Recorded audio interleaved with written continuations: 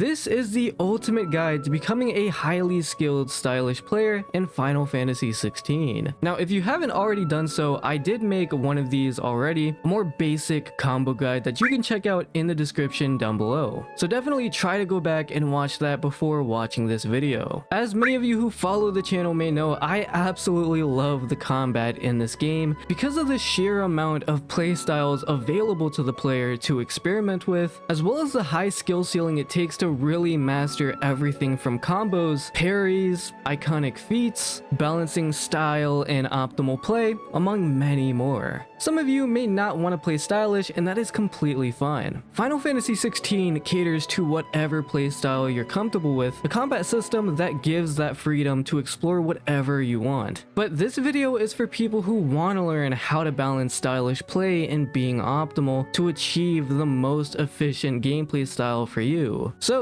do not forget to like the video and subscribe to keep up to date with anything gaming and JRPG related in the future. So let's get into it. So just to quickly go through some of the smaller tips I went over during the last combat guide that a lot of people really neglect in this game are utilizing Burning Blade and Charge Shot, especially during combos. These are essentially your heavy attacks in Final Fantasy 16, and though they may not seem like much and can be a little awkward to pull off if you don't know how to weave them in between combos, practice getting comfortable with it and that damage adds up tremendously, especially if you're using them consistently within combos, chaining abilities and iconic feats together. In short, if you want to play in the most efficient way possible, don't just spam and cooldown dump. Learn what abilities chain together well and how you can use them during a combo. Try to get familiar not just getting good with your iconic feats, but again, how to weave them in between combos and how to use them against your enemies. A lot of players look past just how useful and versatile iconic feats can be and really just stick to using the cooldown abilities themselves, not realizing that iconic feats are abilities themselves. More specifically, they're base abilities, something that you can use all the time to your advantage. Iconic feats are extremely useful, so don't forget to use them often. Utilize Torgal in combat. As said in my last video, Torgal is such an important asset in combat, but many players do not use him correctly and just opt in to spam Sick or Ravage when that isn't necessarily how you should use them. Torgal acts like a combo extender, a combo launcher, and a healer. What you want to look out for during combat is a precision Sick or Ravage. You can and should use these two actions at the end of a combo, at the end of a Burning Blade or Charge Shot, and at the end of using an ability.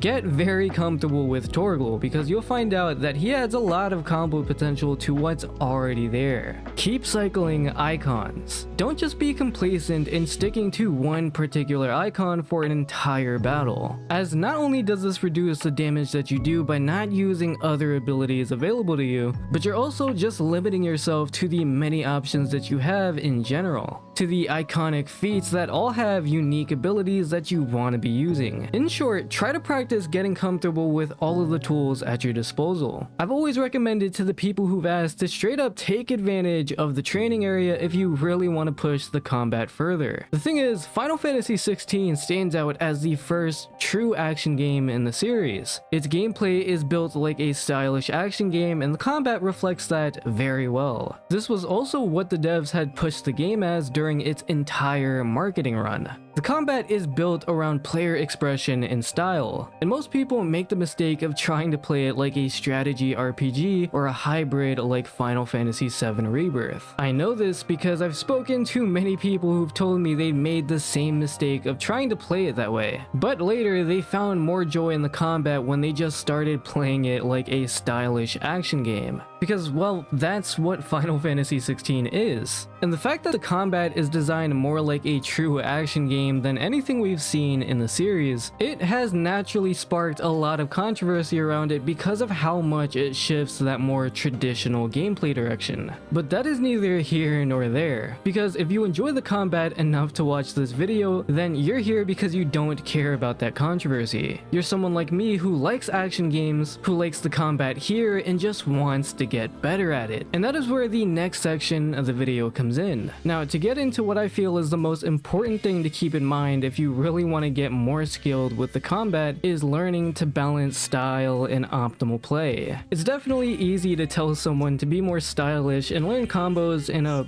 well, stylish action game, but all of that style will mean nothing if you can't balance that with a build that actually does damage and meshes well with combos. It's important to understand that the most skilled players in any type of character action game will make that balance between the two when it comes to playing stylish and being optimal look seamless. They'll make the combat look inherently good in every aspect. And ultimately, that is what you want to aim for if you're looking to truly master this combat. Now, I consider myself pretty good at finding that balance, but when you look at someone who's even better than me who has completely mastered this, it really makes you take a step back and realize just how incredible this combat really is.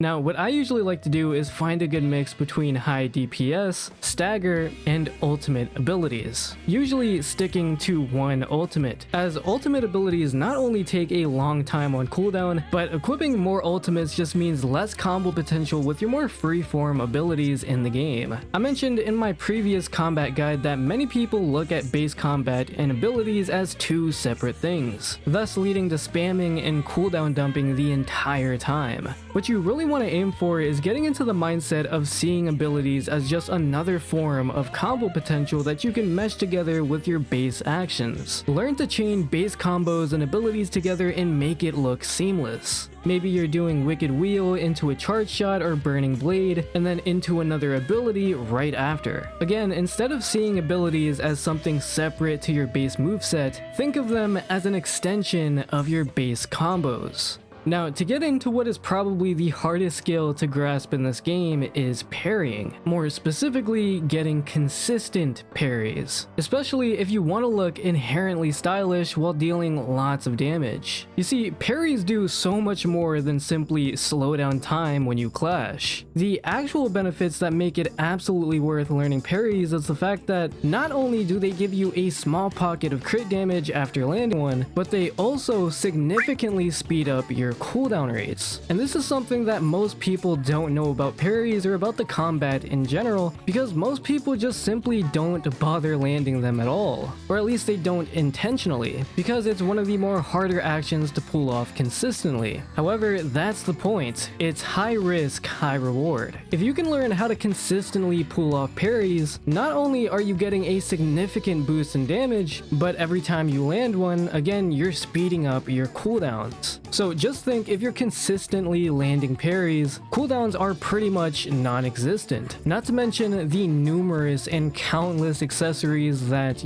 also reducing your cooldown rates, which may not seem like a lot, but when you couple that with actually getting consistent parries, you might as well not even have cooldowns at all. And the answer to many people's gripes because of cooldowns has really been here all along. By practicing and getting good at the parry system, the game rewards you immensely. Your battles also go faster as a result. The reason why parrying can be so hard to consistently get good at is because every enemy in the game has a very different hitbox, with every enemy also having their own unique movesets that you need to memorize. It may seem overwhelming, but this is the exact reason why games like this have a training area, why devs added it in the first place. Take some time to go through the enemy selection and training, learn their attack patterns, choose your own attacks you're comfortable parrying with, and get really good at landing consistently. For me, I've always preferred parrying with Burning Blade since it has a wide area of effect, unlike your regular attacks. You can use Odin's Blade if you have that equipped in your build, which has an even wider hitbox than Burning Blade.